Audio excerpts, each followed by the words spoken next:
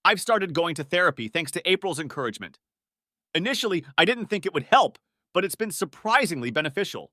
From what I've heard, Mia and Eric did end up starting their business shortly after the divorce was finalized. So perhaps they were telling the truth about that. However, I'm fairly certain they're also involved romantically now. I don't have concrete proof, but I have a strong feeling.